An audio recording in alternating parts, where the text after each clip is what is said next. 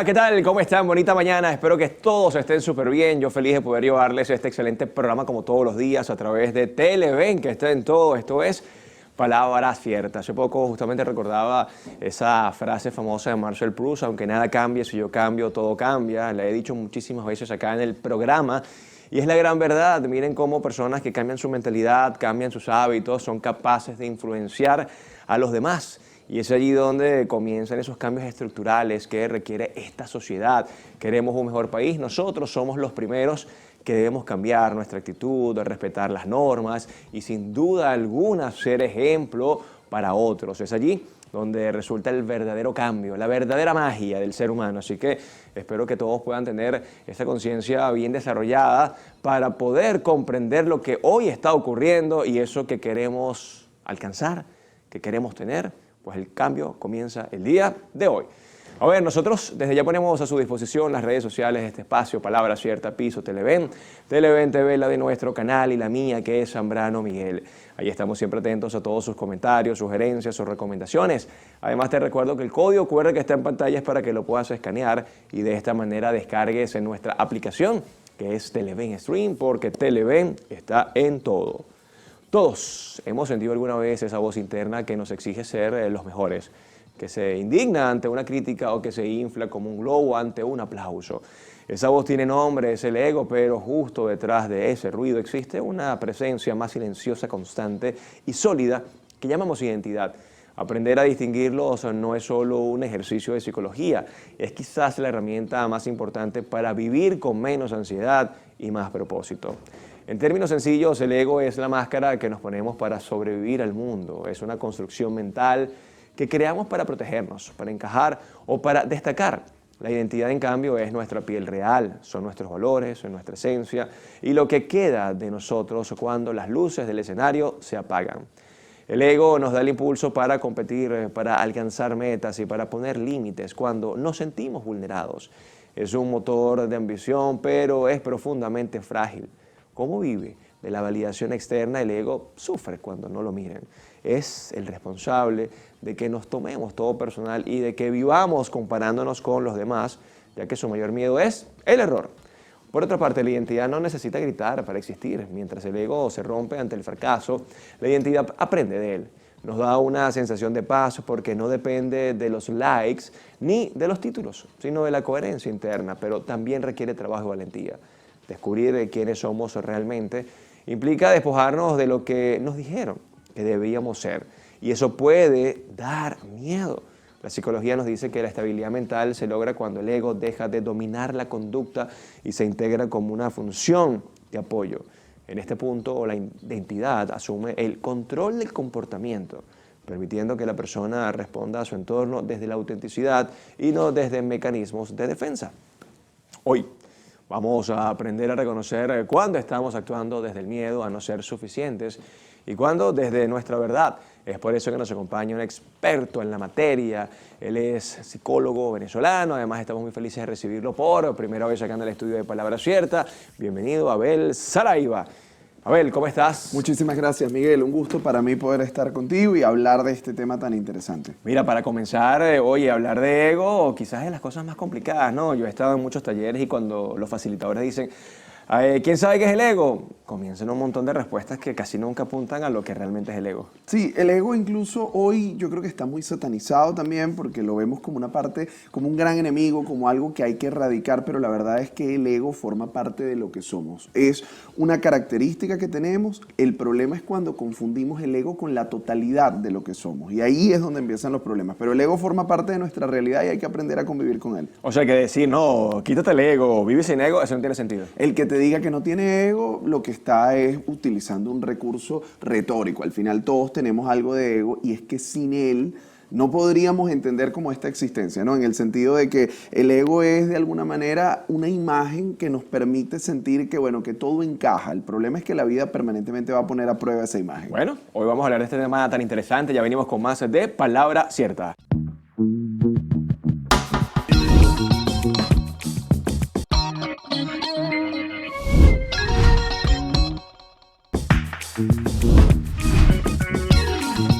seguimos con más de Palabra Cierta, ya listos para conversar sobre el ego y la identidad con nuestro invitado de hoy, es Abel Saraiva. ¿Cómo estás, Abel, nuevamente? Gracias, Miguel. Bueno, un temazo, creo que un tema del que todo el mundo habla, hay muchas preguntas, quizá menos certezas, y yo creo que es fundamental para la vida. Mira, me encanta desmitificar cosas, ¿no? ¿Ego tenemos todos, sí o no? Sí, sin duda, Listo, todos ya. tenemos ego. Entonces esa retórica de, ay, quítate el ego, deja a un lado el ego, es imposible porque es parte de nosotros. Ahora, explícanos justamente cómo es ese constructo del ego, ¿no? Porque la otra vez estaba analizando lo que decía Sigmund Freud. Fue quizás el primero que habló del ego con el yo, el ello y el superyo. Bueno, no sé si fue el primero, pero sí el que le dio una consistencia diferente. Fíjate que para Freud el ego es un mediador. El ego igual a yo, ¿no? Porque el problema es que hemos confundido el ego con narcisismo. Cuando hablamos de ego, pensamos en una persona que tiene como una imagen agrandada de sí mismo, mientras que el ego, visto de la perspectiva de Freud, finalmente es el yo, que es un mediador entre nuestros instintos, nuestras pulsiones, nuestros deseos y lo que la sociedad de alguna manera identifica como correcto. Entonces, en esas dos aguas, el yo se mueve, que de alguna forma forma parte de esta experiencia. El tema con el ego es que el ego se parece a una colcha de retazos. O sea, en lo que nosotros creemos que somos es mucho más complejo de lo que parece. Por eso, quizás afirmaciones como es que tiene un gran ego. Mira, ¿cómo mides el tamaño Que es de un grande, ego? O sea, exactamente. eso no se puede medir en esos términos. Lo que sí podemos decir es que tienes una visión probablemente agrandada de ti mismo. Tienes una versión en la que de alguna manera muestras quizá una suerte de fábula, en la que eres una persona con más atributos de los que probablemente tienes. Pero de cualquier manera, el ego en este sentido se compone como una colcha de retazos de lo que te dijeron. ¿Quiénes? Tus padres en primer lugar te dijeron, bueno, que tú eras inteligente o no, que eras talentoso o no, tus maestros, la gente que vas conociendo a lo largo de la vida. Entonces, entre todos esos fragmentos, uno construye una especie de imagen o pantallazo final que es lo que nosotros pudiéramos reconocer como ego, que de alguna manera integra todo esto. El problema o la gran ventaja, si se quiere, más que un problema, es que hoy nosotros podemos saber que lo que somos está más allá de eso que nos han dicho a lo largo de nuestra vida. El problema es que cuando yo no reconozco que mi existencia está fuera de ese terreno, probablemente mi vida está mucho más limitada. A ver, para entender un poco esa teoría de Freud, ¿no? Porque me parece muy interesante. ¿Cómo interviene el ego cuando sé que tengo un instinto X, el instinto más bajo, ¿vale? Pero sé que hay unas leyes morales, hay un tema de reputación. ¿Dónde interviene el ego para decirme sí o no? Porque también he escuchado muchísimo de psicólogos que el ego te puede proteger, defender. Sí, porque al final tú necesitas un poco poder delimitar quién eres, ¿no? Y en la medida en que delimitas al menos parcialmente quién eres, tú puedes reconocer cuando el otro invade algún límite y a la vez tratar de construir algún tipo de solución que te permita dar respuesta, porque parte de los grandes conflictos emocionales, psicológicos que se le puede presentar a una persona es cuando negamos por completo aquello que deseamos, ¿no? Y parte quizá de los procesos terapéuticos lo que logran es que la gente aprenda a reconocer qué es lo que quiere, de dónde viene eso y luego si está dispuesto a pagar el precio por obtener lo que quiere. Entonces el yo de alguna manera se adhiere a este ejercicio o esta tarea de tratar de encontrarle una respuesta. Y ese tratar de encontrar una respuesta también va casado a los niveles de conciencia, porque de alguna manera tenemos ese nivel consciente, que es en el que yo deliberadamente puedo pensar, tenemos un nivel preconsciente, que si me esfuerzo puedo llegar a él, y hay un nivel definitivamente inconsciente, que generalmente es el que está asociado a nuestros deseos. Entonces, ¿qué pasa? El yo tiene las herramientas que tiene, no las tiene todas, pero tiene algunas, y con esas trata de, bueno, ver, ok, tú quieres esto, pero esto no está permitido, ¿qué puedes hacer? ¿Hay algo que sustituya eso que tú quieres? ¿Hay una manera de hacerlo sin exponerte? Finalmente, ese es el trabajo. ¿Cuándo se nos complica un poco el panorama? Cuando lo que tú quieres es incompatible con lo que la sociedad espera, y allí, bueno, hay un precio que pagar, o el de la renuncia o el de la transgresión. Ahora, cuando hablamos de identidad, la identidad también me imagino que interviene en todo esto, ¿no? Porque de alguna forma ese constructo que hemos venido creando con creencias, con algunos sesgos, nos dice, hey, esto soy yo, esto es lo que quiero yo. Allí el ego y la identidad chocan, más bien se complementan, son cosas muy distantes. Yo creo que el ego y la identidad están íntimamente compenetrados. Lo que pasa es que el ego lo vemos como ese pantallazo final o parcial, mejor dicho, de lo que somos, de lo que creemos que somos, y la identidad es el proceso en el que se construye de alguna manera eso que nosotros llamamos yo. Cuando tú le preguntas a alguien, ¿quién eres tú? Bueno, te dice un nombre. Y si le preguntas cómo eres, esa persona te va a decir, bueno, yo soy muy terco, yo soy muy ordenado, yo soy muy lo que sea. Pero si tú empiezas a arrastrar, ¿de dónde viene eso? Empiezas a buscar, empiezas a explorar, te vas a dar cuenta que eso no se le ocurrió a la persona. Alguien alguna vez le dijo eso y esa persona se identificó, que es parte también de los mecanismos del ego, como yo me identifico con lo que el otro ve en mí. Entonces, ese proceso en el que nos identificamos y de dónde vienen nuestras identificaciones es lo que vamos a llamar identidad. Quizá el problema es pensar que la identidad y el ego es algo que se alcanza y ya tú eres esto, ¿no? O sea, de repente o tú tienes una visión, gustos musicales, valores personales, religiosos, políticos, humanos, en fin, y tú dices, esto soy yo. El problema está en que la salud mental es lo contrario a la rigidez. Cuando yo me aferro rígidamente a unos valores, principios o cosas, me voy a ver enfrentado a lo largo de la vida a situaciones en las que las cosas no encajan. Y yo tengo dos opciones, me molesto con el mundo, me enfermo o me adapto.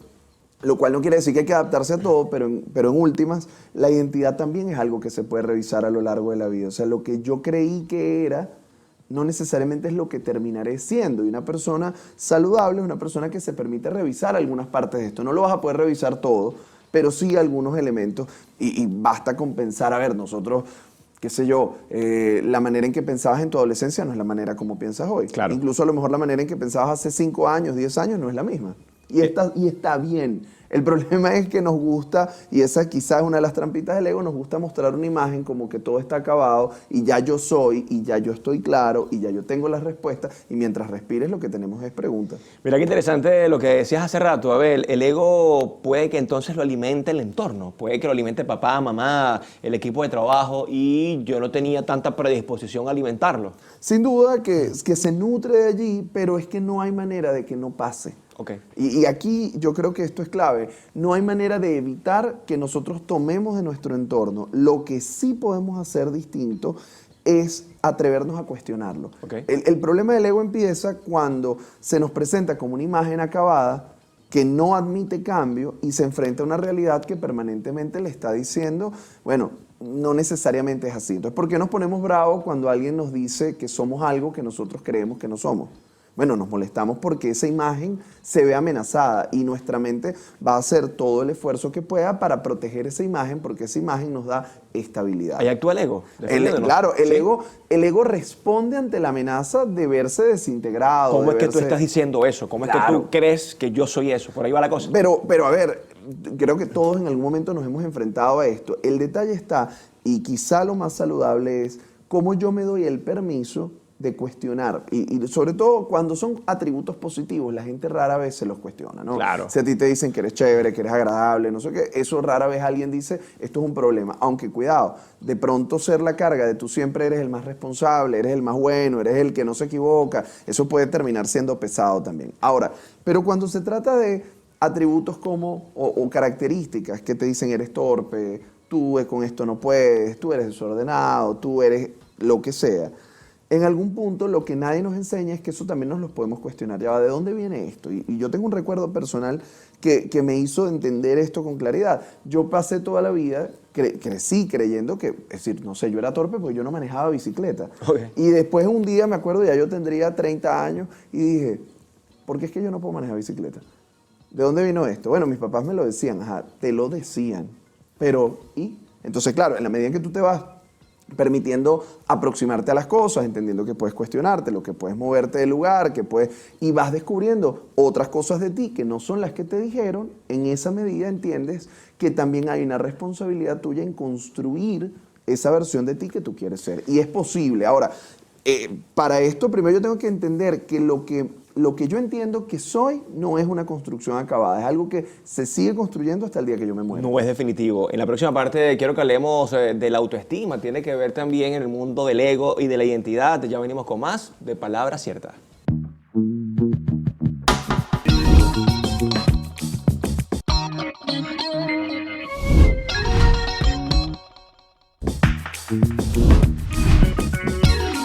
Y estamos de vuelta aquí en Palabra Cierta, hoy hablando de un tema súper interesante, el ego versus la identidad. Converso con Abel Saraiva, él es psicólogo clínico, además también profesor universitario, está en la UCB, pertenece también a Secodap. Sí.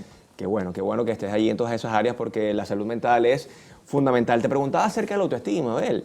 Me dabas algunos ejemplos, una persona que quizás cuando lo cuestionan y él automáticamente hace que el ego resalte, pero ¿qué pasa con esa persona que lo cuestionan con cosas negativas y todo lo acepta?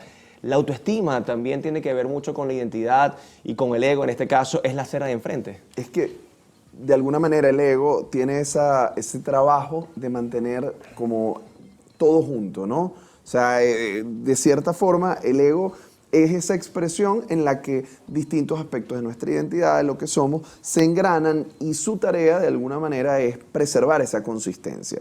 El autoestima es un paso más allá, ¿no? Porque el autoestima implica que yo puedo valorar a quién soy, pero eso no implica desconocer aquellas características de mí que a lo mejor no me gustan, pero las pongo en proporción. Lo que sucede con el ego es que el ego a veces también puede ofrecernos una respuesta compensatoria a lo que yo sé que me falta. Y fíjate que hay muchas personas que de pronto, a ver, son hasta un punto conscientes de carencias que tienen, de cosas que no les gusta de sí mismo, de su físico, de su personalidad, pero estas personas, ante el temor de que otros lo descubran, actúan compensando. Voy a poner un ejemplo que quizá ilustra esto de manera jocosa. Es esta idea del hombre pequeño que se compra un carro grandísimo, que se compra una camioneta enorme, entonces trata de tapar algo con lo otro, y ¿no? le gustan las mujeres altas también. Bueno, y por supuesto que por ahí también, igual que el que a lo mejor tiene mucho miedo, pero de cara a los demás, como mecanismo de defensa, se proyecta de una manera más agresiva, pero eso no es autoestima. Eso implica sencillamente el recurso que tienes a la mano para compensar algo que te falta. ¿Eso es autoengaño? No, yo creo que Tampoco, sencillamente es humanidad. O sea, los seres humanos tenemos todos carencias y no nos gusta aceptar que tenemos carencias. La diferencia quizá con el autoestima más sano o más sana ocurre cuando aprendemos a aceptar que todos tenemos carencias. Si yo pretendiera ser el mejor en todo, físicamente, económicamente, en mis relaciones, entonces voy a vivir con una carga muy grande. Cuando yo acepto que hay cosas que no tengo, que hay cosas que no sé, que hay cosas que otros pueden hacer mejor que yo, también me quito un peso y lo que queda, sí, para efectos de autoestima, es cómo yo aprendo a darle valor a aquellas cosas de las que sí me siento orgulloso, aquellas cosas que me sirven para la vida. Entonces, el autoestima es como, vamos a agarrar de todas las características que forman este pool de identidad y yo digo, oye, yo con estas 3 o 4 me las juego y digo, en esto yo me refugio cuando necesito reconocer mi propio valor.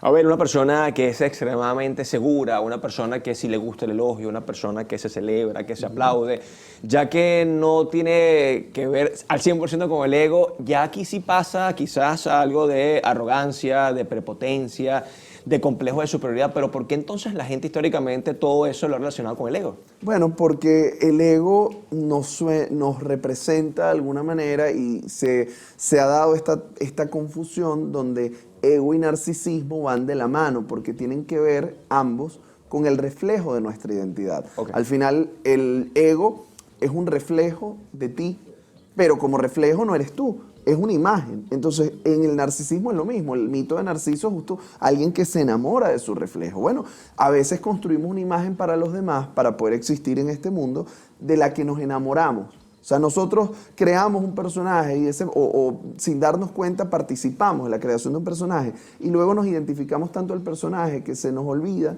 que podemos ser más que eso. Podemos ser más que nuestra profesión. Podemos ser más que lo que otros ven en nosotros, pero para eso yo tengo que atreverme a romper un poco con esto. Entonces, al final pienso que cuando vemos a alguien muy arrogante, cuando vemos a alguien como con esta imagen exacerbada, probablemente es una persona que pudiera estar tratando de cubrir o de una manera un poco más firme ese temor a que alguien vea sus costuras, a que alguien vea su falta. Ahora bien, tampoco confundamos esto con que la persona que tiene una autoestima mejor trabajada o que tiene un ego como más depuradito es alguien de esos que yo no hago nada bueno, no, tranquilo, no, estás exagerando. No vale, también yo creo que es legítimo que tú puedas reconocer cuáles son tus atributos, cuáles son esas características personales que tú tienes que son valiosas, porque lo contrario también puede operar o como falsa humildad o incluso da cuenta de una autoestima un poco frágil. Yo creo que tú puedes reconocer en que eres bueno, en que eres valioso, pero siempre y cuando entiendas que no eres todo valioso ni todo despreciable. Al final, Claro. en ti cohabitan ambas cosas. Cohabitan cosas agradables, buenas, deseables, y cohabitan cosas que a nosotros no nos gustan y que probablemente a los demás tampoco les gustarían. Luces y sombras, ¿no? Como Así dicen por allí. A ver, hablar de identidad, ¿por qué se escucha tanto que hay personas que incluso tienen 40, 50 años y todavía no han definido su identidad? ¿Es tan complejo la identidad? Tan complejo que en Grecia, los antiguos, en Delfos, el oráculo donde iban a consultar los grandes temas, el mandato que decía allí era conócete a ti mismo. Nada más hacer el ejercicio de preguntarnos quiénes somos y darle una respuesta más allá de nuestro nombre es muy complicado. Yo creo que esta es una de las grandes preguntas existenciales de la humanidad que vamos a estarnos planteando a lo largo de la vida, porque además esa pregunta te permite filtrar si tus elecciones son congruentes y coherentes con quién eres, ¿no? O sea, si yo defino quién soy a partir de valores, principios, cosas, luego mis acciones se alinean o se desalinean de ese camino. Entonces, hacerse la pregunta es sana.